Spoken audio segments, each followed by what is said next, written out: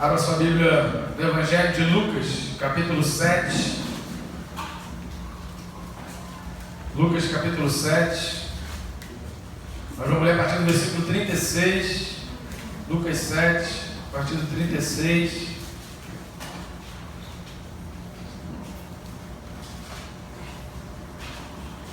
Bem, no dia que você for achando, aqueles que puderem ficar de pé em reverência à palavra.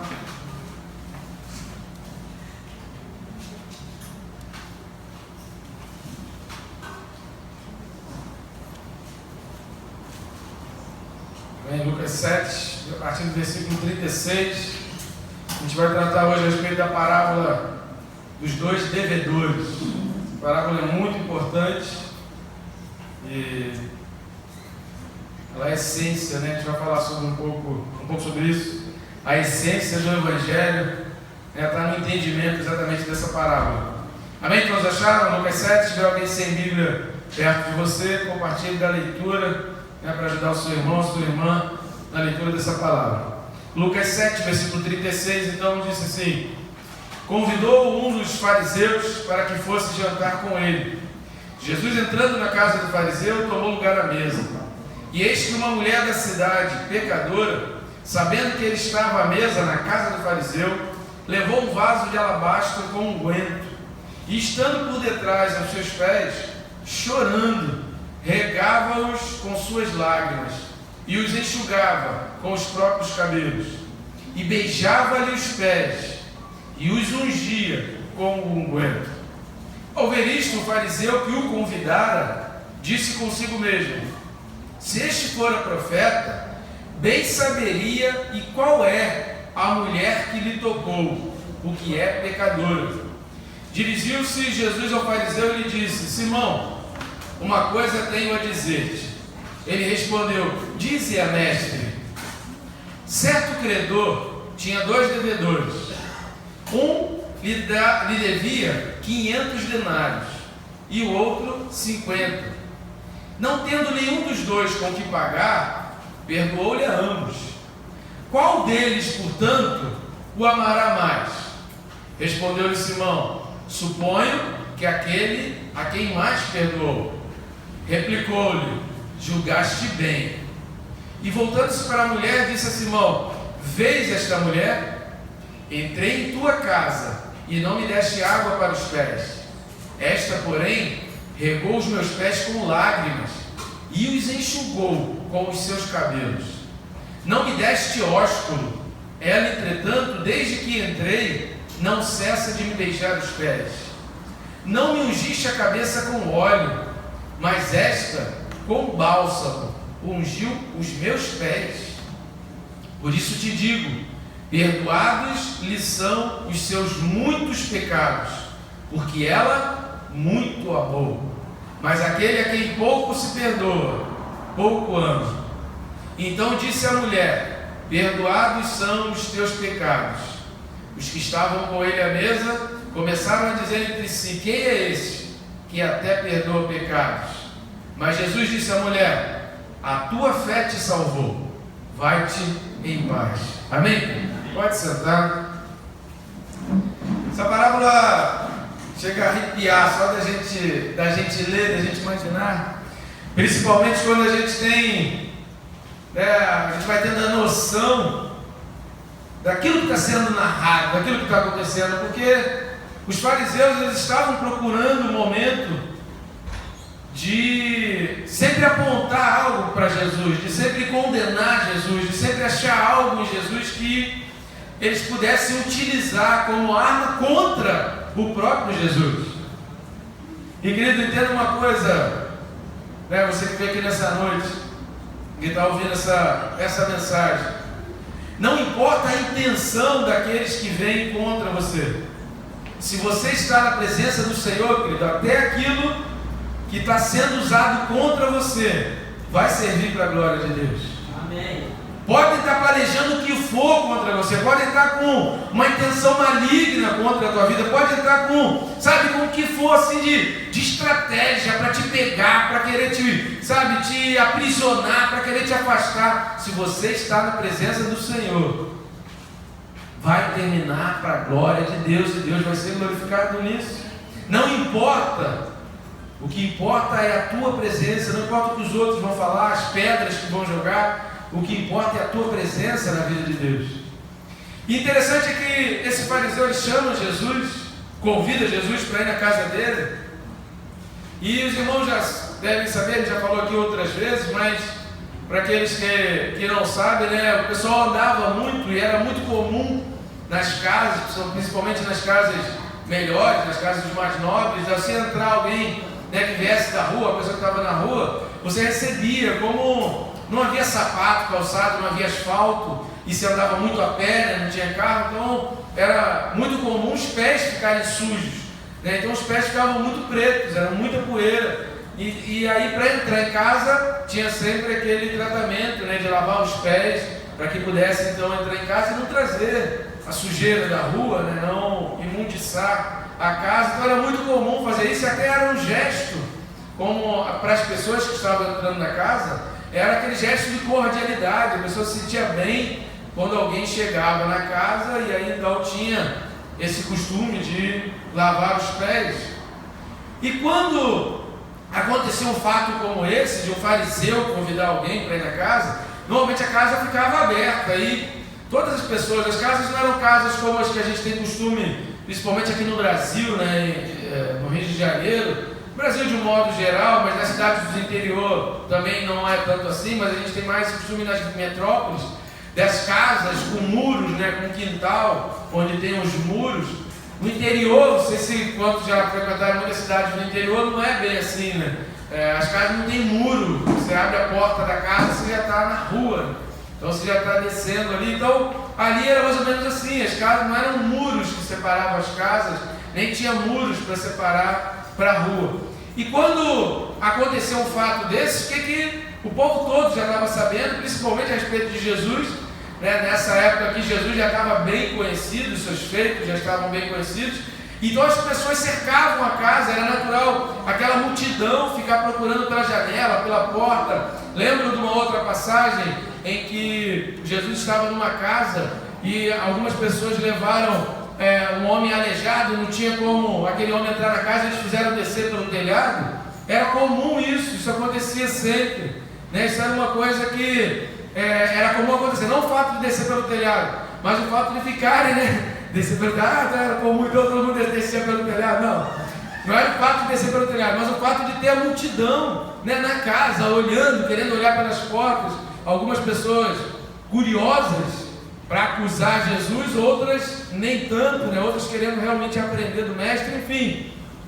Havia essa multidão, e essa mulher, como o texto fala aqui que era pecadora, provavelmente uma prostituta, ela não era bem quista, ela não era bem vista, ela não era uma pessoa em que os homens de bem, né, entre aspas, tinham por perto, ou queriam alguma proximidade. Essa mulher então ela consegue furar esse bloqueio e ela se joga aos pés de Jesus, e ela começa então ali, esse vaso que o texto fala aqui, né, que ela estava com um vaso de alabastro, né, com unguento, né, esse alabastro era um vaso de pedra, né, era uma pedra translúcida, né, era um vaso de pedra que era usado mais realmente para guardar perfumes, que conservava o aroma, né, mantinha o aroma bem guardado. Então, ao carregar esse vaso de alabastro, as pessoas já tinham a ideia de que realmente ela tinha nas mãos um perfume, algo precioso, um perfume precioso ali nas mãos. E essa mulher então ela entra e ela começa a adorar Jesus Cristo, porque o que ela faz aqui, exatamente essa adoração, ela começa a adorar Jesus e chorar. Só que o fariseu, ele ficou pensando, e os fariseus que estavam perto também, né, murmurando entre si, porque no português aí, quando fala, que diz, né, que o fariseu começa a pensar, né, se ele soubesse quem lhe tocou, esse tocar aí não é o fato de encostar, é porque essa mulher ela estava tão apaixonada e desesperada aos pés de Jesus, que ela estava fazendo carinhos em Jesus. Então ela estava acariciando o pé de Jesus, ela estava fazendo essa palavra no original é uma palavra utilizada assim como ele estava querendo insinuar que aquela mulher estava se oferecendo, né, em termos de prostituição, de relação sexual para Jesus. Então é nessa visão que esse fariseu ele começa já a olhar meio estranho. Se ele soubesse essa mulher que está fazendo essas carícias, como ela está se oferecendo para ele não permitia. Se fosse profeta mesmo, não permitiria isso. É o que ele fala aí, versículo 39. Se esse fosse realmente profeta, ele bem saberia quem, ou seja, ele saberia que essa mulher não presta, ele saberia que essa mulher não vale nada, e ele saberia qual é essa mulher, né, quais são as intenções dessa mulher que está ali fazendo carícias, que está ali se oferecendo para ele. Essa era a mentalidade do fariseu aqui. E aquilo que a gente começou falando, né? Jesus, como ele estava na presença de Deus e ele é Deus, ele utilizou aquilo dali para a glória de Deus. Ele vira então para Simão e aí eu acho engraçado, porque o Simão tinha acabado de pensar baixo, né? De pensar, como a gente diz hoje, pensar ali com seus botões. Mas como é que pode? Um camarada desse se diz profeta e uma mulher se oferece lá aos pés dele. Não é profeta coisa nenhuma. Aí Jesus fala assim: Simão, mas como é que ele fala com Jesus? Fala, mestre. A hipocrisia tremenda, né? Fala, mestre. E aí Jesus então, versículo 40, Jesus se dirige a ele, e aí tem uma coisa para te dizer. Ele fala: fala, mestre, pode dizer, mestre. Versículo 41 então, que é o trecho da parábola em si, né? Que a parábola está inserida nesse contexto, mas a parábola mesmo começa no versículo 41. Certo credor tinha 2 devedores, um lhe devia 500 denários e outro 50. Não tendo nenhum dos dois com o que pagar, né, a dívida, perdoou-lhes a ambos. Qual deles, portanto, o amará mais? E aí é que a gente precisa entender que lá no versículo 47, quando Jesus fala assim, ó, por isso te digo, perdoados-lhes são os seus muitos pecados, porque ela muito amou. A gente precisa entender isso aqui, porque os pecados não foram perdoados porque ela amou muito, ao contrário, pelo fato de ela estar demonstrando o seu amor, aquilo refletia que no coração dela já tinha passado pelas fases do arrependimento e do perdão de Deus. E é isso que é a essência do Evangelho, a essência do cristão. Porque quando Jesus pergunta para Simão assim, quem você acha que vai amar mais? Aquele que devia 500 ou aquele que devia 50? E aí Simão responde, imagino, né, que seja, eu suponho, que seja aquele a quem mais perdoou, ou seja, aquele que tinha dívida maior. É o que eu queria pensar hoje, porque a gente vive uma geração de hoje. Não estou falando dos jovens, não. Estou falando que muitos adultos estão entrando nessa linha de raciocínio. A gente está sendo levado para essa linha de raciocínio. Estão tendo muita dificuldade de se arrepender de erros. A gente vive uma geração. Quando eu digo vive uma geração, são várias idades dentro de um mesmo pensamento, né? Essa época em que a gente vive, pessoas que têm dificuldades de assumir erros. E isso é a essência do Evangelho. Sabe por quê? Sem arrependimento não há salvação. Não há perdão de pecados se não houver arrependimento. Então as fases são essas. Primeiro você reconhece o seu erro. Primeiro você reconhece o tamanho do seu erro. Primeiro você reconhece que o seu pecado, e o profeta Isaías fala isso, olha, o pecado ele faz separação entre nós e Deus. O povo está pedindo, está clamando, mas Deus não está ouvindo porque o pecado está servindo como uma muralha, está causando separação. E a gente vive uma geração onde as pessoas estão pecando, estão errando e fazendo de tudo, e não querem arrependimento, mas querem o perdão dos pecados. Tem que ter primeiro o arrependimento. Essa mulher, quando ela entrou ali e se jogou aos pés de Jesus, ela já tinha passado pela fase de qual fase? Eu não presto, eu preciso mudar de vida, eu não quero mais viver a vida que eu levo, eu não quero mais cometer os pecados que eu cometia, eu preciso de ajuda. E aí então ela vai aos pés de Jesus. Quando Jesus fala assim, aquele que tinha a maior dívida, querido, tem gente que tem uma dívida enorme, mas como ele está muito pedante, é muito arrogante, para ele aquela dívida ali, todo mundo deve. Já viu isso? Fala assim, olha cara, você precisa acertar as coisas. Quem não deve? Todo mundo deve, o governo deve, o Flamengo deve, o Vasco deve, o Banco Itaú deve. O que é a minha dívida? Comparado com os outros, a pessoa começa a comparar o seu erro com o erro dos outros. Eu aprendi isso na minha vida, no início da minha trajetória de cristão. Na minha trajetória cristã. Justificar um erro, querido, é errar pela segunda vez. O teu erro é o teu erro. E o teu acerto depende de você e Deus. Não depende da comparação com o outro. O peso da dívida é o que cada um sente. Jesus não disse exatamente que era o de 500 ou que era o de 50, mas era aquele que, independente do valor da sua dívida, foi mais perdoado. Por que ele foi mais perdoado? Porque ele se achava alguém que devia muito. Essa é a essência do Evangelho. Não adianta querer se aproximar de Jesus, como Simão aqui se aproximou de Jesus, se achando tal, porque os fariseus não podiam ter contato com pecadores. Quem eram eles? Paulo vai dizer, todos nós pecamos, todos carecemos da glória de Deus. Não há um justo, né? Paulo escreve isso aos Romanos, não há um justo sequer. Quem sou eu sem a graça do Senhor? Quem sou eu sem a misericórdia? Quem sou eu se Deus não ouvir as minhas súplicas?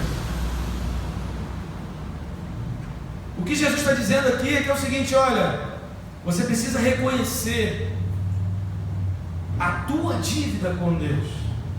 Você precisa olhar para dentro de você e reconhecer a tua dívida com Deus. Porque é essa dívida que Deus está perdoando. Porque o ingrato, né, a gente costuma dizer sempre aqui, né, o grande filósofo Juvenal Almeida, né, contemporâneo nosso, alguns aí devem conhecer, né, ele fala sempre, tem sempre os seus ditados, né, e o nome dele vai ficar eternizado, né, a igreja que vai crescer, todo mundo um dia ele vai partir para a eternidade, eu também, mas todo mundo vai saber os ditados de Juvenal Almeida, né? E Juvenal Almeida, grande filósofo contemporâneo nosso de Nova Iguaçu, ele diz sempre a frase, né? O ingrato tem memória curta. Mas essa é uma realidade. Às vezes, perdoar a dívida do ingrato é arrumar um inimigo. Às vezes, perdoar a ofensa do ingrato, você está arrumando alguém que vai agir contra você depois. A gente faz encontro com Deus, querido, e é impressionante. Quem está participando aqui dos encontros com Deus, né, já participou, né, de mais de 10 encontros, né, já participei, eu, Márcio, já participou aqui de mais de 13 encontros com Deus. É impressionante, querido, porque mais de 80% das pessoas que dão trabalho no encontro com Deus, que querem sair, que não querem ficar lá, que querem ir embora, sabe, que não gostam do lugar, que reclamam da comida, que reclamam de tudo, mais de 80% de todos aqueles na história dos encontros com Deus, né? A gente pega todos os nomes de todos aqueles que deram trabalho no encontro com Deus, mais de 80% não pagaram o encontro. Mais de 80% daquelas pessoas que dão trabalho, que reclamam, que acham que o encontro foi ruim, foram de graça e outras pessoas pagaram para eles. Isso é impressionante. É estatística isso. Uma vez conversando lá com a bispa, a gente falou assim, cara, mas é impressionante, pode ver, encontro tal, quem deu trabalho? Foi fulano, beltrano, ciclano. Ele pagou o encontro? Não. Foi a igreja que pagou? Foi alguém que abençoou? Foi alguém que deu, que pagou o encontro para ele? Às vezes, ajudar o ingrato, você arruma um problema. Então, ter a dívida perdoada vai gerar gratidão no coração do grato. Vai gerar gratidão no coração de quem é grato. Queridos, Deus perdoa o pecado de todos. E Deus perdoa todos os pecados. Deus nos perdoa esse tipo de pecado, Deus perdoa. Essa classe de pecado, Deus perdoa. Esse nível de pecado, Deus perdoa. Não, Deus perdoa todos. Jesus Cristo veio para isso, para perdoar todos os pecados. É isso que Jesus diz para a mulher: olha, os teus pecados estão perdoados. Agora por quê? Versículo 50: foi a tua fé que te salvou. Quando ela chegou lá, chorando, derramando, um líquido precioso, um perfume caro, e lavando os pés de Jesus, enxugando com os cabelos, e chorando, e com as lágrimas derramando, isso era um reflexo de um coração que já estava destruído pela dor causada pelo pecado. Quantas prostitutas haviam naquele tempo? Muitas. Quantas morreram prostitutas? Muitas. Dependendo dos judeus ali, nenhuma seria salva. E aí os judeus começam a olhar: como é que pode? Se ele soubesse essa mulher que está se oferecendo para ele. Aí Jesus fala isso: olha, você precisa entender, porque é isso que está acontecendo aqui. Ela tem muitos pecados, mas ela confessou esses pecados. Ela está colocando tudo isso para o Senhor. Agora vocês, talvez vocês tenham poucos pecados, mas Jesus fala assim: eu entrei aqui, vocês não lavaram nem meus pés. Essa mulher, Jesus fala isso, versículo 44: vês esta mulher? Eu entrei em tua casa e não me deste água para os pés. Essa mulher, porém, regou os meus pés com lágrimas e os enxugou com seus próprios cabelos. Não me deste ósculo. O que é ósculo? Era aquele beijo, né? O judeu tem essa tradição, né? O ósculo é o beijo, né? Era aquele beijo no rosto, né? Não tinha essa coisa que se tem hoje, mas homem com homem tinha. Dava aquele beijo no rosto, recebia, era aquele gesto de afeto, de estar sendo bem recebido. Jesus falou: vocês não me deram um beijo, não me abraçaram. Essa mulher, entretanto, desde que eu entrei, ela não cessa de beijar meus pés, os pés que estavam sujos. Ela derramou perfume, enxugou com os cabelos e ficou beijando os pés de Jesus. Vida, a pessoa tem que acreditar muito naquilo que ela está fazendo. Ela tinha que ter uma fé. Uma vez eu já conversei com algumas pessoas sobre isso, né? E a gente ficou nesse pensamento: será que era mais fácil acreditar em Jesus naquela época, vendo Jesus, ou hoje? Isso é uma pergunta que não tem exatamente a resposta. Você medita em casa. Sabe por quê, querido? Talvez você pense assim: não, era mais fácil acreditar naquela época, porque você estava vendo Jesus ali. Só que naquela época, e neste exato momento aqui, quem era Jesus? Um homem. Alguém que ficava, um andarilho, que ficava andando pelas ruas, que fazia milagres. E os judeus, alguns falavam assim: ele faz milagres em nome de Beelzebu, é por demônios que ele faz isso. Outros diziam: ele faz truque, aquilo tudo é combinado. Será que realmente era mais fácil acreditar naquela época? Porque hoje a gente já conhece o fim da história. Hoje a gente já sabe que Jesus morreu, que ele ressuscitou, que ele deixou o Espírito Santo. Hoje a gente, já passou por outras fases do pós-morte de Jesus. A opinião minha, cada um pode tirar a sua conclusão. Não estou dizendo que a minha está certa, nem que a tua está certa, ou que depende disso, cada um tira a sua própria conclusão. Mas eu entendo, quando eu começo a ver que Judas precisou beijar Jesus para poder mostrar quem era Jesus, porque não tinha diferença entre Jesus e os seus discípulos. Judas precisou beijar Jesus para poder identificar, ó, não é aquele, não é aquele outro, é esse aqui, porque era tudo igual, estava muito misturado ali, eles estavam muito parecidos. Para não prender a pessoa errada, Jesus beijou, para identificar. Eu acho, querido, que essa foi uma atitude de uma fé muito grande. E isso aqui retrata uma situação de uma mulher que já estava sofrendo. E quando ela ouviu falar, olha, Jesus está ali, ela não perdeu tempo. É a minha chance de mudar de vida. É a minha chance de melhorar a minha situação. É a minha chance de ter uma vida melhor, de receber uma vida melhor. Quando os judeus começam a questionar, quem é esse camarada que perdoa pecados? Porque numa outra ocasião eles fazem esse mesmo questionamento, vocês se lembram disso? Mas aí o personagem era outro. Jesus fala assim, olha, para que consigam identificar que o Filho do Homem tem poder para perdoar pecados, levanta e anda. Então Jesus fez uma cura, algo tremendamente sobrenatural, algo impossível aos olhos humanos, para que aqueles homens pudessem identificar o perdão dos pecados. Então o que era o visível? A cura. Mas para essa mulher, o que era o visível aqui? Não tinha. Não era algo que era visível, era algo que só ela sabia. É algo que era algo que era particular dessa mulher. Só quem sabia o grau do milagre, o tamanho do milagre aqui, era Jesus, né, obviamente, o seu próprio Deus, e ela, mais ninguém. Mas ninguém podia imaginar a dimensão do perdão recebido por aquela mulher.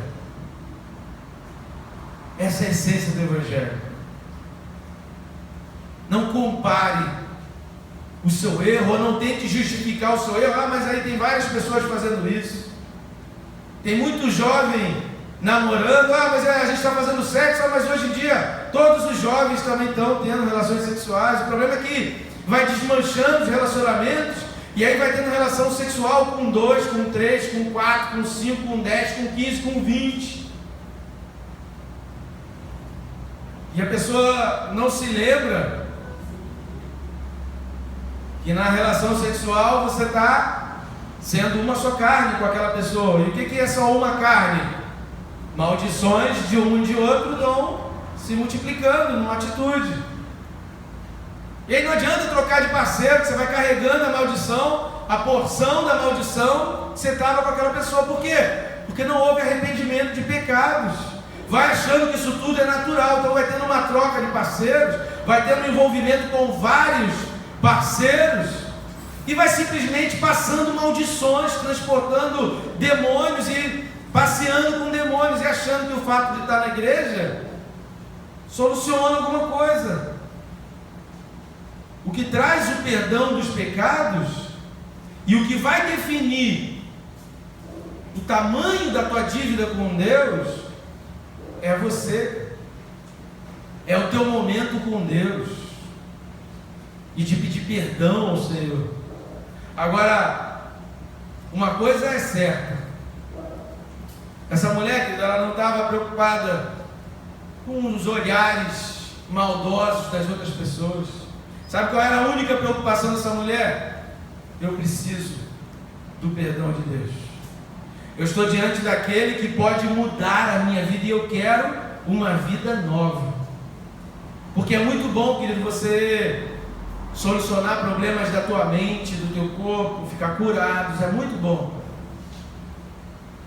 Mas você ter a paz na alma, a certeza na alma do perdão de Deus. E Jesus fala assim, olha, perdoados são os teus pecados, a tua fé te salvou, vai em paz. Ou seja, perturbação da tua alma está lavada. Quando ela demonstrou esse amor, foi porque ela sentia esse perdão de Deus.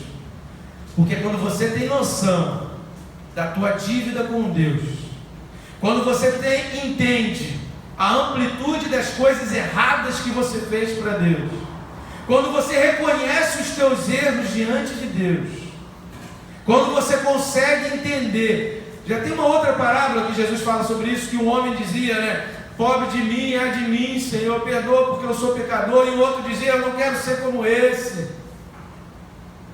Ou seja, um estava cheio de soberba, o outro estava contrito, arrependido.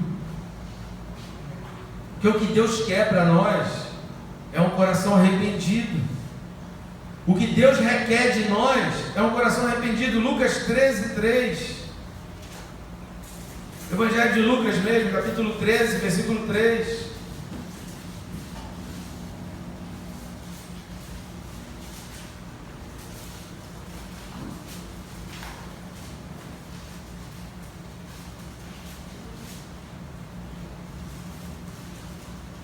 Na parte B do versículo, né, que começa, não eram, aí você tem que ler o início, eu vos afirmo.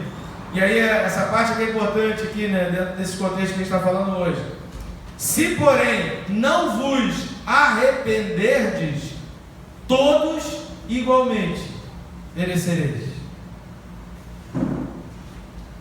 Porque Deus, João 3,16, porque Deus amou o mundo de tal maneira que deu seu Filho unigênito, para que todo aquele que nele crê não pereça. É esse perecer aqui que Jesus estava se referindo. Quem não se arrepender, querido, igualmente vai perecer. Não vai ter o perdão de pecados. Não será perdoado. Deus quer de nós muito mais, querido, do que algumas atitudes. Jesus não estava falando com o fariseu ali, simplesmente falando assim, olha, você tinha que ter atitude. Não, ele já fala assim, olha, a tua atitude tem que refletir o teu grau de contentamento com Deus. Fala para o irmão que está do seu lado aí, olha, a tua atitude precisa refletir o contentamento teu com Deus. Porque se você está contente com a imensidão de coisas que Deus fez na tua vida, se você está contente porque para você, não importa que se para o outro, aquilo que você acha que é pecado, o outro acha que é normal. Porque o pecado ele tem essa particularidade. Muita gente acha que é normal, porque se o pecado fosse uma coisa ruim, todo mundo não estaria fazendo, não seria tão difícil largar. O pecado é algo que a carne gosta, a nossa carne gosta, a gente se sente bem. Senão não seria tão fácil entrar no pecado e tão difícil sair dele. É muito fácil você entrar no meio do pecado, é muito fácil você repetir atitudes pecaminosas, é muito fácil você se deixar levar pela onda, pela corrente do pecado, mas é muito difícil abandonar o pecado e querer mudar de vida como essa mulher fez. Como essa mulher fez diante de Jesus. Olha, aquilo para ela, Jesus identificou nisso nela, até pela onipresença, pela onisciência de Deus.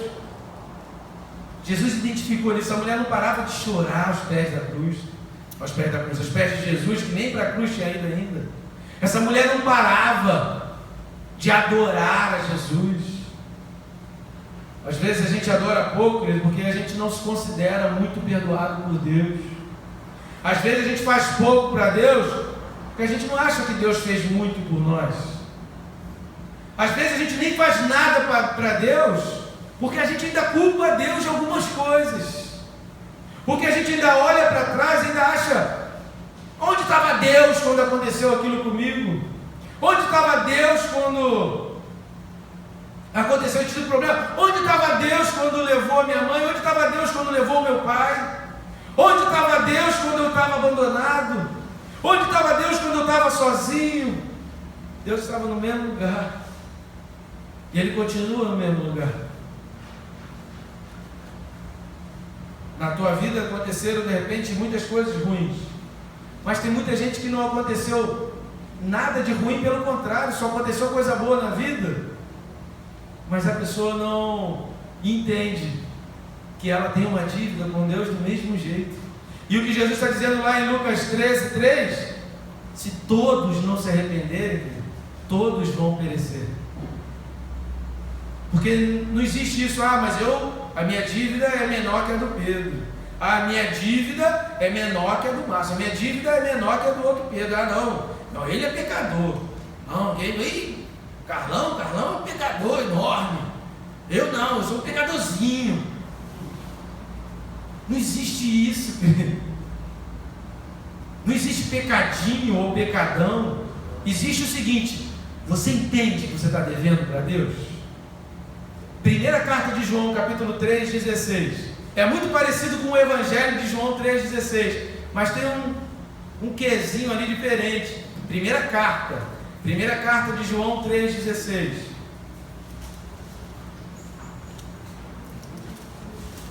Primeira carta de João, capítulo 3, versículo 16. Diz assim: nisto conhecemos o amor. 2 pontos. Como que a gente conhece o amor? Como que a gente identifica o amor de Deus? Que Cristo deu a sua vida por nós. E nós devemos dar nossa vida pelos irmãos.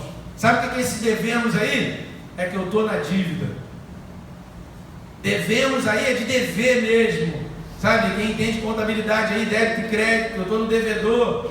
Já viu conta bancária, cheque especial, minha conta está vermelha. Estou devendo cheque especial, estou devendo cartão de crédito. Essa é a expressão usada aí por João. Deus me perdoou. Minha dívida com Ele é muito grande, querido. Eu preciso fazer muito para Deus, pelos irmãos, pelas outras pessoas. Sabe por quê? Não é porque eu estou devendo para os outros, não. É porque eu preciso acertar minhas contas com Deus. O perdão que Deus me deu foi enorme. Agora, se eu não entendo, primeiro, porque eu não acho que eu sou pecador. Segundo, porque eu não acho que o meu pecado é tão grave assim. Terceiro, porque eu nem confessei pecado nenhum para Deus, querido, eu nunca vou entender o tamanho do perdão de Deus na minha vida. Não vai ter como. Ninguém vai conseguir convencer você do perdão de Deus na tua vida se você não conseguir entender qual foi o tamanho da tua dívida. O que Deus te salvou, o que Deus te livrou, o que Deus fez na tua vida. Se você entende isso, você consegue entender o tamanho do perdão de Deus. Sabe por quê? O perdão de Deus, ele é proporcional ao tamanho do teu reconhecimento do pecado. O perdão de Deus, quando Jesus ensina na oração: Pai nosso que está no céu, santificado seja o teu nome, venha a nós o teu reino, seja feita a tua vontade, assim na terra como no céu, o pão nosso de cada dia dá-nos hoje, perdoa, Senhor, as nossas dívidas, assim como eu tenho perdoado a quem me deve. Ou seja, se eu reconheço que a minha dívida é um copo, Deus vai derramar perdão sobre um copo. Agora, essa mulher lá de Lucas 7, ela chegou diante de Jesus, ali diante de Deus, com uma piscina de 5.000 litros. Você está entendendo a comparação? Ela não chegou: minha dívidazinha é pequena, Deus, olha, o que eu preciso de perdão cabe nesse copinho, porque eu quase não pequei, eu fiz tudo certo, sempre fui obediente à tua palavra, sempre fiz tudo certinho, eu nunca errei com ninguém, nunca fiz nada de errado. Olha, eu preciso só do perdãozinho do tamanho desse copo. Deus vai derramar o suficiente para o copo que você deu para Ele. É isso que significa o assim como, lá da oração que Jesus ensinou. Essa mulher chegou para Jesus com uma piscina de 5.000 litros. Senhor, esse é o tamanho da minha dívida. Por isso que Jesus fala: os teus muitos pecados estão perdoados. Por quê? Porque ela chegou lá falando: Senhor, olha, eu estou devendo muito, eu já fiz sexo com um monte de gente, eu já me prostituí com um monte de gente, eu estou toda errada, a minha vida está toda errada, só o Senhor pode resolver a minha vida. Ela não chegou diante de Jesus achando: eu posso. Senhor, eu preciso só de um jeitinho na minha vida. Tem um programa na televisão, é o programa daquele cara que é engenheiro, que faz reforma na casa, que chega, decora.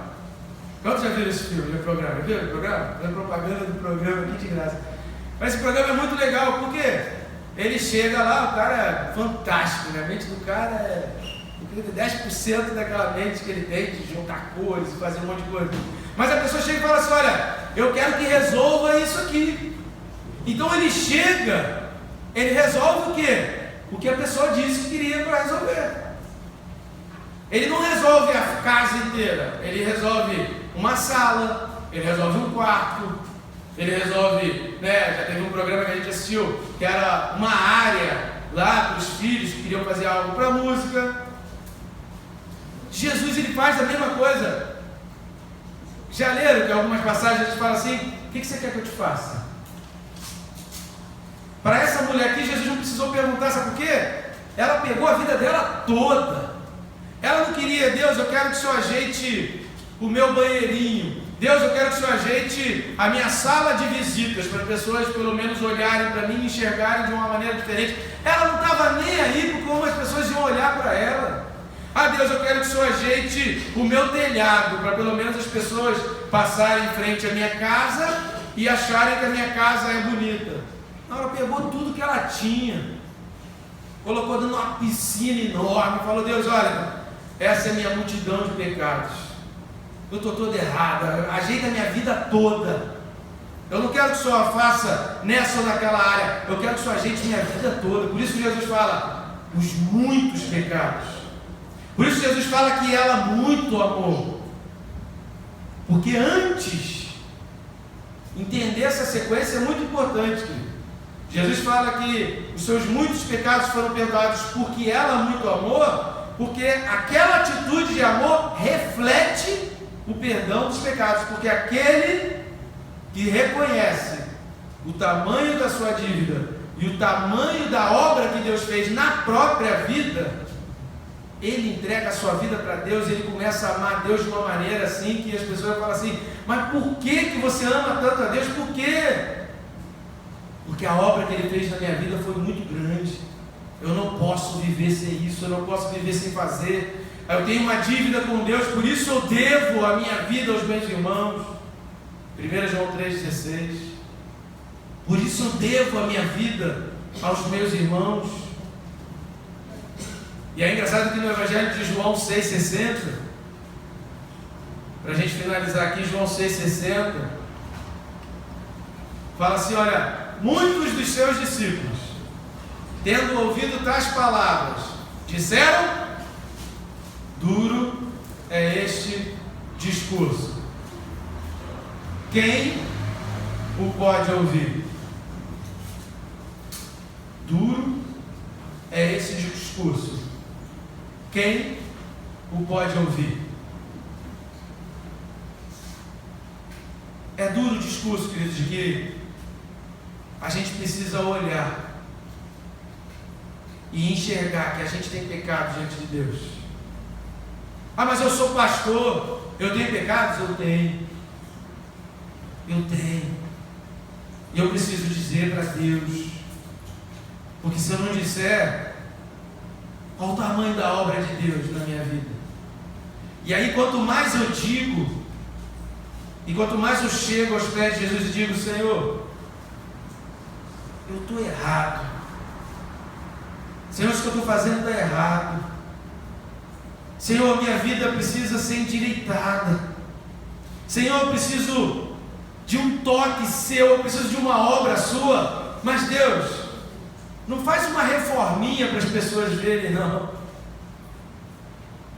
Não peça como decora, não. Ah, eu quero decorar minha sala, eu quero decorar o meu banheiro, eu quero decorar o quarto do meu filho, eu quero decorar minha área. Chega para Deus, que você está diante do mestre dos mestres, do Senhor dos senhores. Você está diante do dono do ouro e da prata. Coloca a tua casa inteira, coloca a tua vida inteira, coloca a tua família inteira e diz, Senhor, eu pequei, preciso do teu perdão. Chora, o que você está disposto a dar para o Senhor? O que você está disposto a derramar aos pés do Senhor? Essa mulher pegou um perfume caríssimo, carregou um vaso de alabastro que era pesado e derramou tudo aos pés de Jesus, beijou os pés empoeirados de Jesus. Hoje você beija os pés de Jesus espirituais, né, querido? É muito mais limpo. É muito fácil beijar os pés de Jesus hoje, querido. Você vai, daqui a pouco a gente vai ficar de pé, você vai fechar os teus olhos, botar a mão no teu coração, você vai beijar os pés de Jesus espirituais, né? Você conhece alguém que tenha muito chulé? Uma vez a gente, lá na Matriz, a gente celebrou uma ceia de uma maneira diferente. Olha, querido, aquilo deu um bafafá tremendo. A gente comprou um monte de lenço umedecido. E antes de tomar a ceia, como a gente vai tomar aqui daqui a pouco, vamos limpar os pés dos irmãos uns dos outros. Foi isso que Jesus fez? Os seus discípulos? E aí Pedro falou assim, olha, se não deixar, nesse Pedro não, é o Pedro da Bíblia. Se não deixar, eu preciso lavar teus pés. Não, se você não lavar meus pés, você não tem parte comigo. Então lava o meu corpo inteiro. E a gente fez a cerimônia de lavar pés dentro da igreja. Olha, tinha gente com chulé bravo. Se a gente fizesse isso aqui agora, pegasse alguém, duvidei, tem gente trocando de lugar, né? Que sabia, fulano, tá com chulé, que eu tô sentindo aqui, né? Eu vou ficar perto dele, nada. Lá pro pé do irmão que tá à tua direita, o cara já ia trocar de lugar logo aqui, né? Ah, vamos lavar o pé, cheio de chulé. Querido, naquela época, o pé da galera era preto. Não tinha tênis pé baruel, tal, antisséptico granado, não tinha isso não. A pessoa não botava talquinho no pezinho, para botar o pé no sapatinho bonitinho que comprou. Não, a sandália de couro, andando na poeira. Quando muito, um chão de pedra. Quando muito, mas vocês conhecem Israel, é o meio deserto. É areia, poeira mesmo, é coisa suja. O pé fica preto. Você vai à praia, o pé não fica sujo, mesmo indo na praia, você não sai, o pé não fica sujo, fica preto. Foi esse pé que aquela mulher beijou. Não foi o pé espiritual de Jesus, como você vai fazer aqui hoje, não. Para você entender a dimensão, quanto ela reconhecia o perdão de Deus na vida dela. Ela estava disposta a fazer o sacrifício que fosse para Deus. Ela não estava preocupada com os olhares de fulano, de Beltrano. Ah, eu estou na casa de um fariseu. O que o fariseu vai pensar de mim? Ela estava pouco se importando o que o fariseu vai pensar dela. Sabe o que importava para ela naquele momento? Jesus. Eu preciso do perdão de Jesus. Eu preciso mudar de vida. Ele é a pessoa que eu preciso para mudar de vida. A hipocrisia de Simão ali foi tanta, que ele falou, se fosse profeta mesmo, reconheceria, né, a mulher que está fazendo carícias nele. Aí quando Jesus vira para ele, ele fala mestre. Mestre uma ova, não era mestre coisa nenhuma. Diz que é mestre, mas quando Jesus chegou lá, não deu nem um beijo, não deu um abraço, não lavou os pés, não tratou Jesus de maneira, não adorou Jesus. Como é que vai dizer que é mestre? Não fez nada por Jesus. Não colocou nada, não derramou nada, não entregou nada para Jesus. Como é que vai falar mestre? E aí Jesus fala para ele assim, você não fez nada por mim. Essa mulher, desde que eu cheguei, ela não para de beijar meus pés, de derramar perfume, enxugar com os cabelos e lavar meus pés com as próprias lágrimas. Tudo bem que depois o pé de Jesus estava até limpo e cheiroso, mas no início não estava não. E a gente fala assim, você nem para me dar uma aguinha pelo menos para eu lavar meus pés. Até onde Jesus entra na tua vida? Até onde Jesus consegue ir naquelas coisas que você faz, as escuras, as escondidas que ninguém sabe? Até onde Jesus consegue ir na tua vida nas coisas que Ele precisa consertar? Ah, mas duro esse discurso. Eu vou precisar mudar muita coisa, eu vou precisar largar muita coisa. Querido, aquela mulher vivia da prostituição. Abandonar a prostituição significava para ela, sabe o quê? Conseguir um novo emprego numa sociedade onde ela seria desprezada, esquecida, onde quase ninguém daria emprego para ela. É isso que significava para ela ser prostituta. Só quem queria se prostituir que procurava. Ninguém queria saber se essa mulher entrasse num restaurante, se essa mulher entrasse em outro vilarejo, todo mundo soubesse que era prostituta, ninguém queria ficar perto. Imagina essa mulher agora querer mudar de vida. Porque lembra que eu falei? Quando curava um cego, um aleijado, um coxo, era visível a cura. Mas para a prostituta, como é que alguém via a obra de Deus? O que Deus fez na tua vida? Deus perdoou os meus pecados. Eu era prostituta e agora eu quero mudar de vida. Não estou vendo. Me mostra o que Deus fez na tua vida. Essa mulher não tinha o que mostrar. Era isso que significava para ela mudar de vida. Ela ia enfrentar uma luta, ela talvez fosse passar fome. E a gente fica ponderando coisas para Deus com medo de um monte de coisas.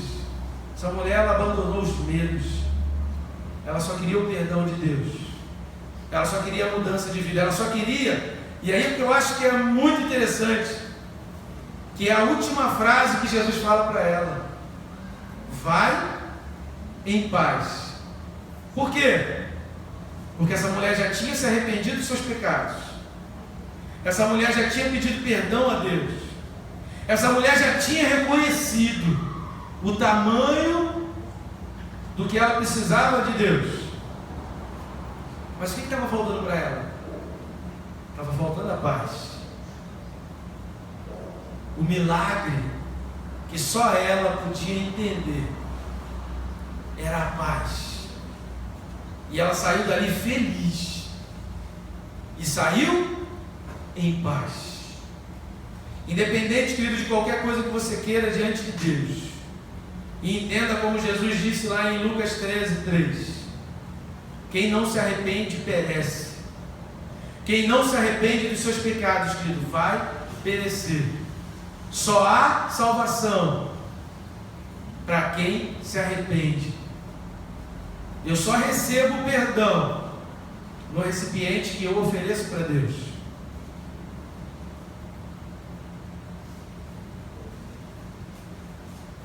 Eu posso oferecer para Deus esse copo agora. A quantidade de água que Deus vai derramar aqui agora é a mesma se o copo estivesse vazio? Ele vai até encher um pouquinho, mas tem muita coisa aqui ainda. Eu preciso me esvaziar. Amém. Eu preciso fazer como essa mulher aqui. Eu não quero só um copo, Deus. Eu quero uma piscina de 20 mil litros. Qual é o tamanho da tua piscina de pecados? Qual o tamanho dos teus pecados? Se você fosse colocar em recipientes todos os teus pecados, você precisaria de uma piscina de que tamanho? Para o soberbo, o soberbo não precisa de piscina nenhuma. O soberbo não precisa nem de um balde. O soberbo precisa de um cálicezinho desse de ceia. O soberbo acha, não, um cálicezinho é o suficiente porque eu quase não tenho pecado. Agora o humilde, o contrito de coração, ele precisa, cara, de um caminhão. Ele precisa de uma piscina de 20 mil litros. Senhor, porque eu tenho pecado, eu peco desde pequeno. Eu tenho um monte de erro, Senhor, eu estou numa dívida enorme. Perdoa, Senhor, porque minha dívida é muito grande. Se você quer paz plena, entregue a tua vida plena. Se você só quer uma paz parcial, entrega parte da tua vida para Deus. Você vai ter uma paz parcial. Você quer paz total? Entrega a tua vida toda para Deus. Entrega tudo para Deus. Entrega os teus pecados pequenos, aqueles que você acha, mas são comuns, todo mundo faz. Não importa, você não é todo mundo. Isso é uma coisa que toda criança escuta da mãe, né? A maioria escuta da mãe, mas todo mundo tem isso. A maioria das mães fala isso, mas você não é todo mundo. E realmente, você não é todo mundo. Não tente ficar se apoiando no pecado dos outros, porque diante de Deus, querido, não existe bengala, não existe muleta, é você e Deus só. Amém?